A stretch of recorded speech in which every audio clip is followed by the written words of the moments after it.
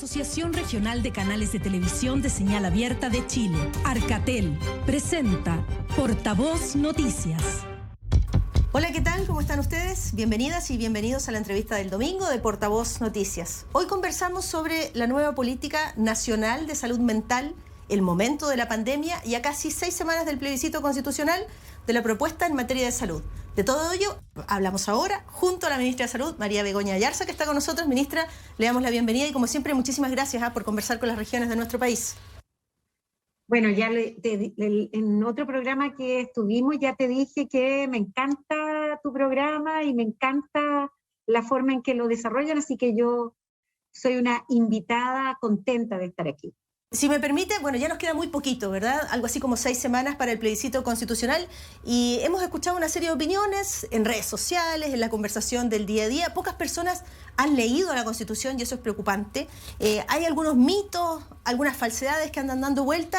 Yo prefiero que aterricemos la conversación y hablemos del Chile que se dibuja en la nueva Constitución, a ver si de alguna manera eso va por el camino, por ejemplo, de lo que ha propuesto el presidente Boric en su gobierno. Y quiero leer el artículo 44, si me lo permite, de la propuesta de Constitución, que dice que toda persona tiene derecho a la salud y al bienestar integral, incluyendo sus dimensiones física y mental.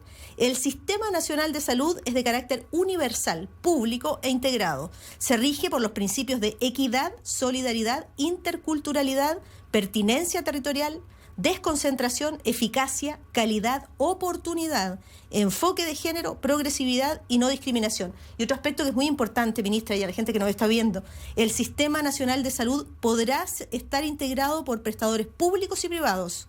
La ley determinará los requisitos y procedimientos para que prestadores privados puedan integrarse a este sistema. A ver si podemos conversar, ministra, de aquello, explicarlo y en la medida de las posibilidades tratar de aclarar muchos puntos y mitos que yo decía que están dando vuelta.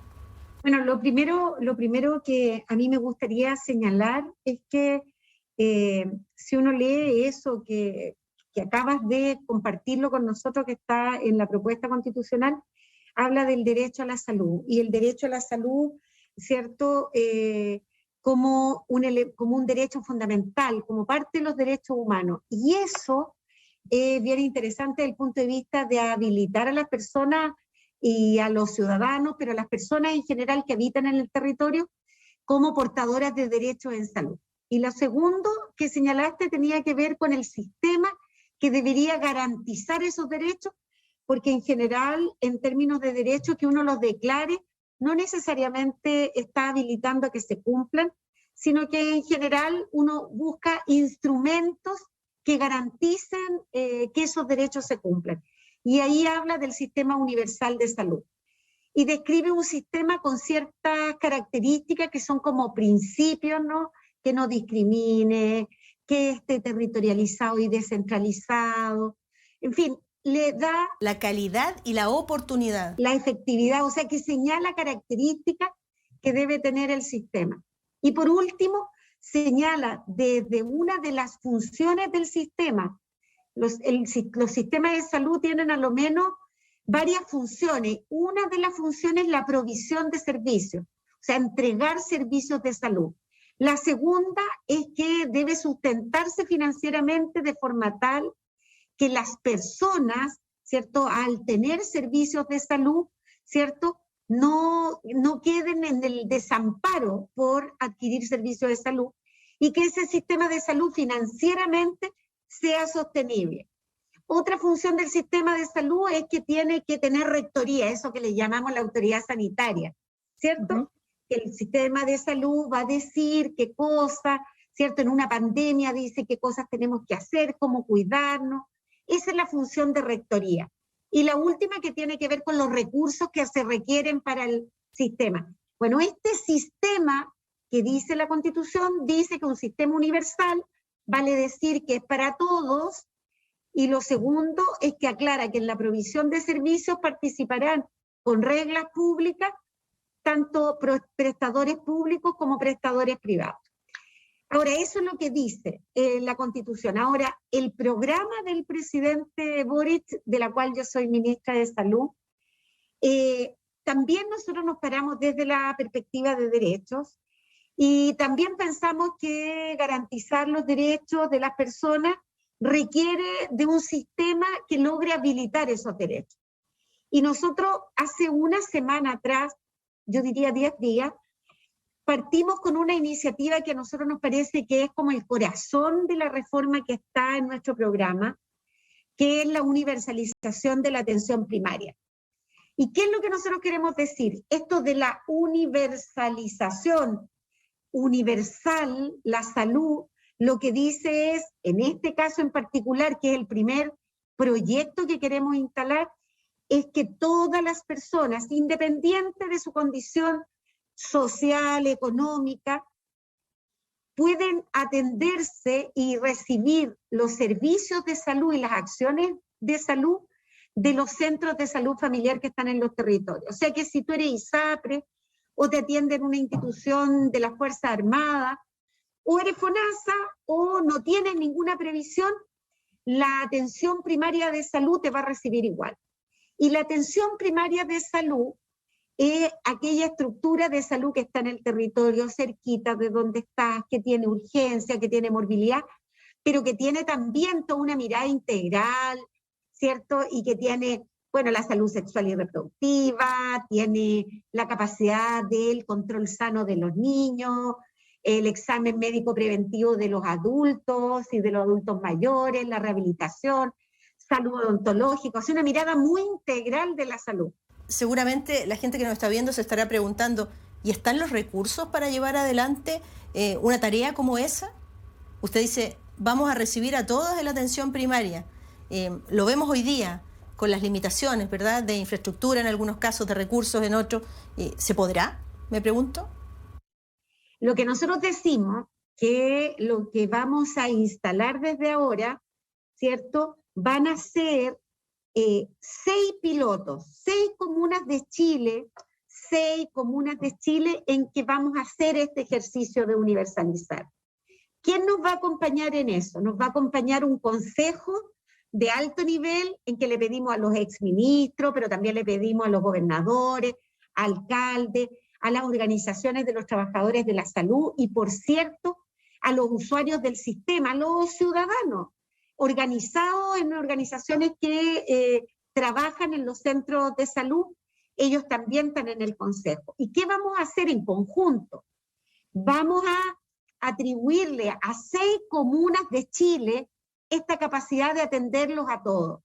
Vamos a dar más recursos del punto de vista del per cápita. Viste que el sistema sanitario transfiere a las municipalidades una cantidad de dinero de acuerdo al número de personas inscritas, FONASAs inscritas en el consultorio. Bueno, nosotros le vamos a entregar los recursos para toda la población. Vamos a adecuar algunos recursos, por eso nos vamos a empezar en 6 comunas. ¿Y qué vamos a ir aprendiendo ahí? Vamos a ir aprendiendo de todo. Si el financiamiento que estamos entregando es suficiente o no es suficiente, si tenemos que corregirlo por algunas condiciones culturales, económicas, de ruralidad, si tenemos que cambiar esos indexadores que hacen que el financiamiento tenga equidad territorial. O sea, no es lo mismo el financiamiento de una comuna 90% rural a una comuna que tiene un 5% rural, o una comuna urbana, o una comuna que tiene niveles socioeconómicos distintos. No sé, La Pintana requiere los mismos recursos que requiere, por poner un ejemplo, Providencia. Lo más probable que no es así. Y entonces hoy lo que tenemos en la atención primaria son unos indexadores que no dan cuenta de esas diferencias territoriales. Entonces lo que queremos hacer en esas 6 comunas es evaluar cuáles son aquellas condiciones que tenemos que instalar en la atención primaria para que sea universal.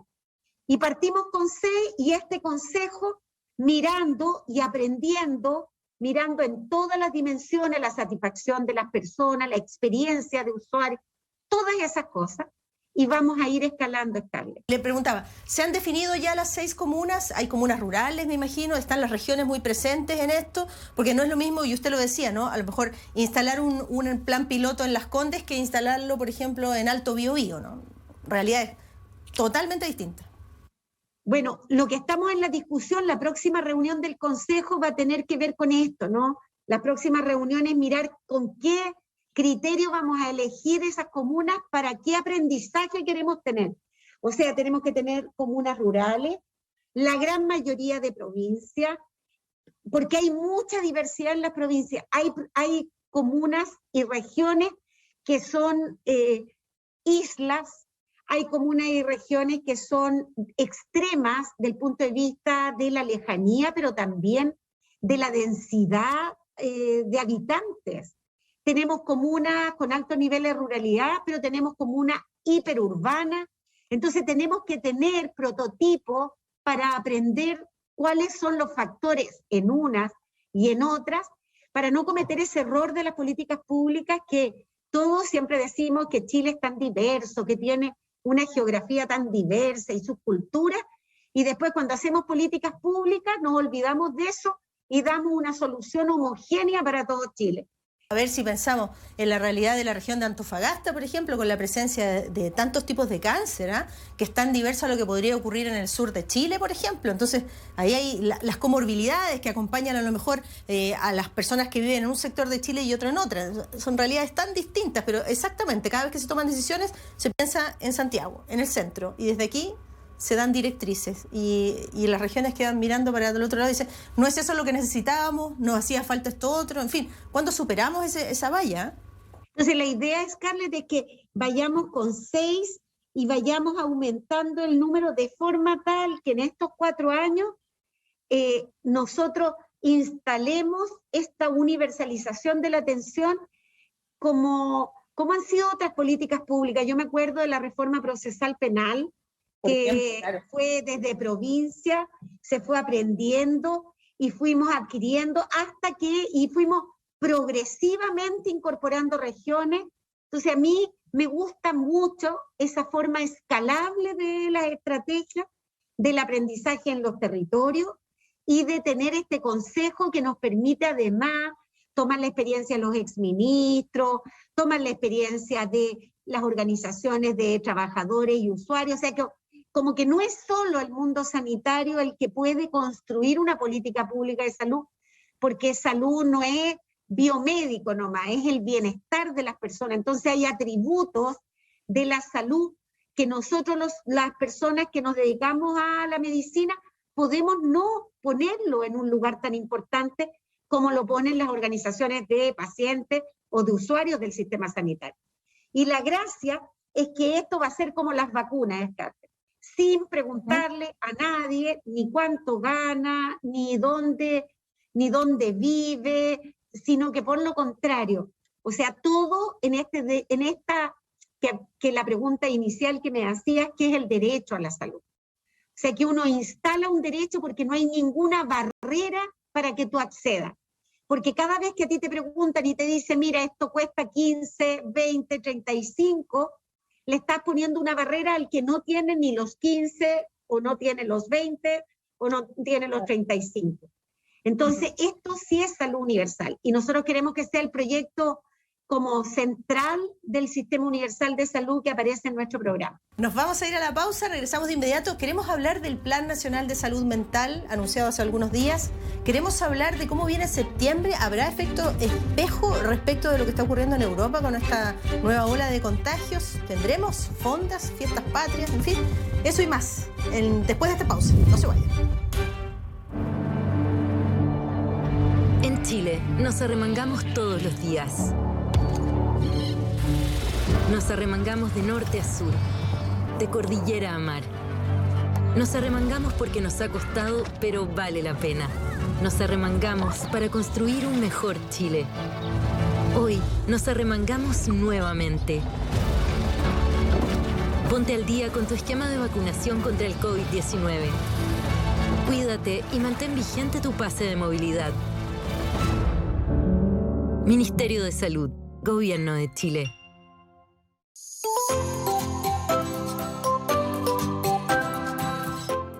Constitución. Constitución. Ley. Ley. Convención Constitucional. Convención Constitucional. Escaños reservados. Escaños reservados. Pueblos originarios. Pueblos originarios. Paridad de género. Paridad de género.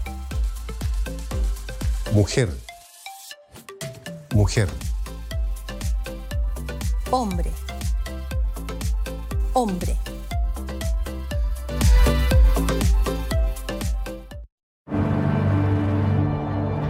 En Chile nos arremangamos todos los días.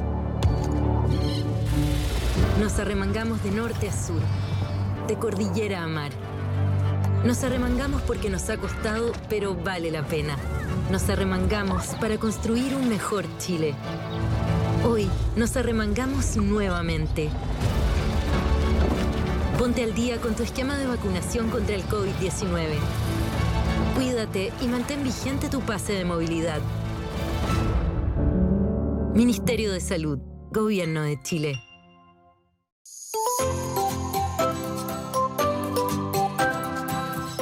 Las estaciones del año. Las estaciones del año. Otoño. Otoño. Invierno. Invierno. Primavera. Primavera. Verano. Verano.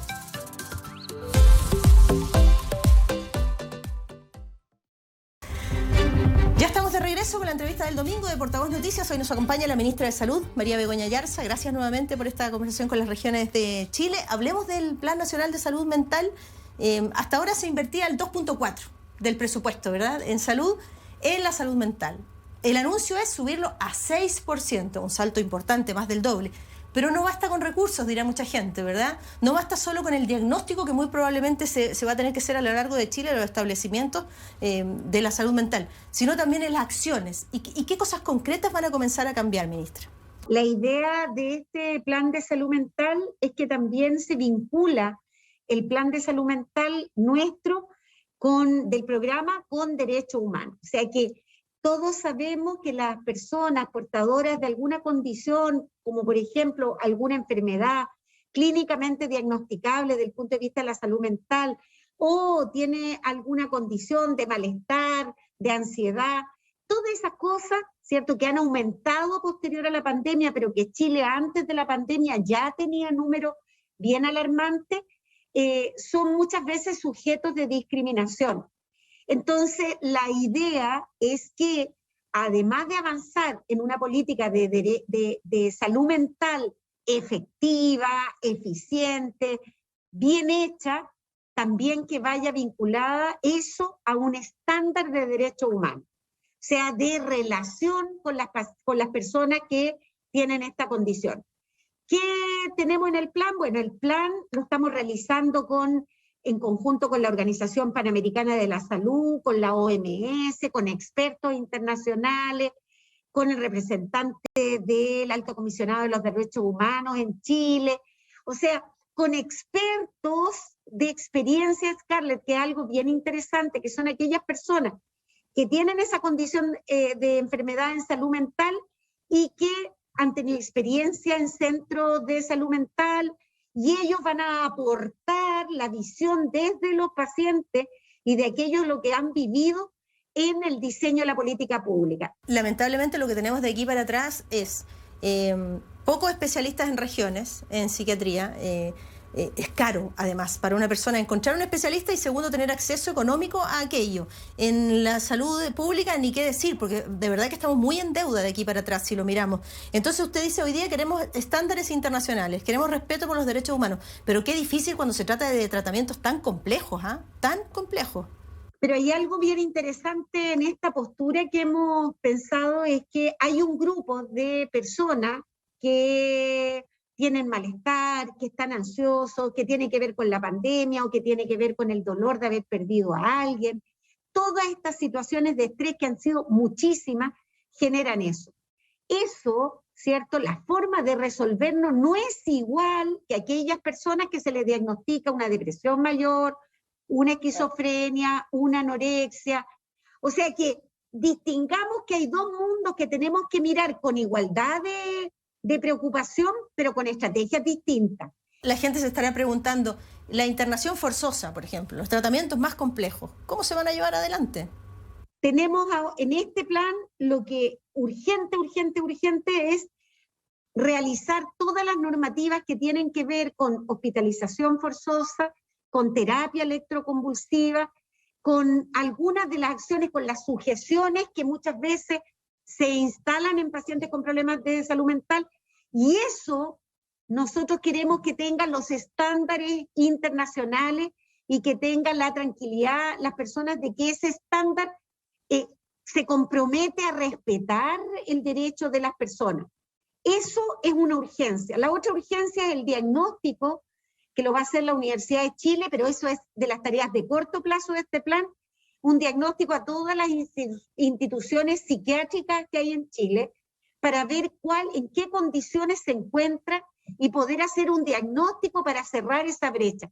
Ya nosotros partimos con el Hospital Salvador, cerrando brechas de infraestructura y de algunas condiciones que no eran las condiciones mínimas para atender a los pacientes, pero hacen falta más hospitales y hay que mirarlos todos y generar esa brecha. Eso es una urgencia. Hay otro grupo de tareas que son de mediano plazo y que tienen que ver con estas estrategias, algunas más masivas, sobre todo con foco en niñas y adolescentes, que sabemos por los datos que tenemos pre-pandemia, Chile tiene tasa alta de suicidio en adolescencia, Chile tiene porcentaje alto de niños, niñas y adolescentes con trastornos del ánimo, más del 25-26% pre-pandemia. Post-pandemia tenemos que hacernos cargo de eso y allí la estrategia es instalar dentro de los propios centros educacionales, con la familia y las comunidades, estrategias de aprendizaje y entrenamiento emocional. O sea, no solo patologizar la salud mental, sino que entregar herramientas, y esa la pueden entregar no solo psiquiatras, sino que estamos hablando de psicólogos y otros profesionales de la salud mental. Y por otro lado está también la construcción de COSAM, de Centros de Salud Mental Comunitaria, que en nuestro programa de gobierno es una tarea, porque nosotros queremos pasar, por cierto, del 2,4, como decías, al 6, de gasto público en salud mental dentro del presupuesto de salud. Y eso significa más profesionales contratados, significa en la atención primaria, más COSAM, que son de atención secundaria, pero instalados en el territorio. Y en último, el plazo más largo, ¿cierto?, es que queremos dejar una ley de salud mental integral que logre incorporar las dimensiones tanto las que tienen que ver de principios, de derechos, pero también del punto de vista de hospitalización forzosa y otras cosas puestos en una ley de salud mental integral con esta perspectiva comunitaria que nosotros queremos. En una de estas áreas hay una cosa que a nosotros nos preocupa, que es la desinstitucionalización de los pacientes psiquiátricos. Y muchas veces hemos querido desinstitucionalizar, pero el camino para hacerlo, uno sale del hospital psiquiátrico y muchas de estas personas no tienen red, su red familiar ya no está, y entonces el Estado, y ahí entre nosotros, el Ministerio de Desarrollo Social y otros, tenemos que generar una estrategia de desinstitucionalización segura, hogares protegidos, pero que no se vuelvan nuevamente un asilo. O sea, nuevamente no convertirlo en una cárcel, una nueva cárcel, pero en el territorio, sino en lugares donde se incorporen a la vida comunitaria. Entonces, hay en todas estas estrategias, en las de corto, mediano y largo plazo, está esta mirada de la desinstitucionalización segura para los pacientes psiquiátricos. En materia de pandemia tenemos buenas y malas noticias. Las buenas noticias es que el 92% de las personas en Chile tiene la tercera dosis. El 75% ya tiene la cuarta. que bien, están bien protegidos, ¿verdad? Pero resulta que desde Europa nos llegan malas noticias. Hace rato que dejaron de usar mascarillas y están subiendo los contagios. Y el efecto espejo podría llegar entonces a nuestro país, ¿verdad? A los pocos días o semanas ya sabemos que aquí también vamos a comenzar a vivir aquello. ¿Cómo viene septiembre entonces? ¿Podremos votar tranquilamente en el plebiscito? ¿Podremos disfrutar de unas fiestas patrias más o menos tranquilas en materia de pandemia? ¿Habrá fondas, se preguntarán algunos? Scarlett, sabes tú que nosotros tenemos un paso a paso y que tiene 3 etapas, y dadas las condiciones epidemiológicas, número de casos, ascenso de casos, dado la capacidad del sistema sanitario en la respuesta, que estemos saturados o no estemos saturados, son las variables con las cuales nosotros tomamos la decisión si alguien, una comuna, una región pasa de un paso a otro. Lo que nosotros vemos de hace 4 semanas a la fecha es que tenemos una estabilidad que ha ido lentamente descendiendo. También quiero decir que nosotros está circulando BA5, que es la variante de Omicron, que en el norte, en Europa, ¿cierto?, está siendo causal de brotes, y que ya está circulando en Chile y es la que más circula junto con la BA4. O sea, BA5 primero, BA4 después. Y BA2, que era la que nosotros teníamos, cada vez hay menos circulación.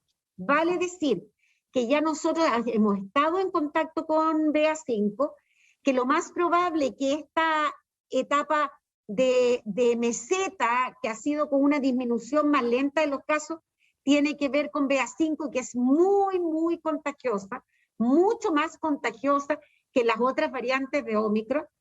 Entonces lo que nosotros pensamos es que empezó ese pequeño descenso, ¿cierto?, que va a ir lentamente por la presencia de BA5, pero lo que yo encuentro más notable es que efectivamente en Europa pasó esto, el número de casos ha ido en ascenso, y hay al parecer un nuevo brote, pero de los pocos países que tenemos 4 dosis con 2 de refuerzo, o sea, 2 de programa inicial y 2 de refuerzo, somos nosotros.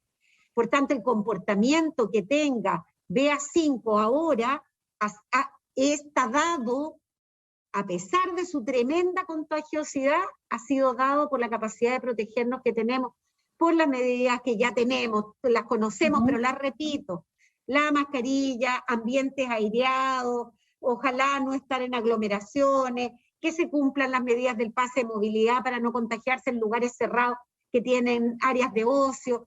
O sea, todo aquello con la vacuna, el 92 y el 75%, yo creo que nos hacen estar en mejores condiciones para recibir nueva variante que es BA5, pero la novedad que yo te quiero contar es que ya está con nosotros y es la variante que más tenemos detectada. Por tanto, ya estamos viendo cómo nuestro país se enfrenta, ¿cierto?, del punto de vista inmunológico a la BA5. Y entonces, ¿podríamos pensar en unas fiestas patrias más o menos tranquilas, con celebraciones en fondas, algún evento masivo, o no? Mira, yo lo primero, vamos, ¿cómo diría uno? Etapa por etapa, paso a paso. Y lo primero que quiero decir es que estamos preparándonos para el 4 de septiembre para que sea una votación segura.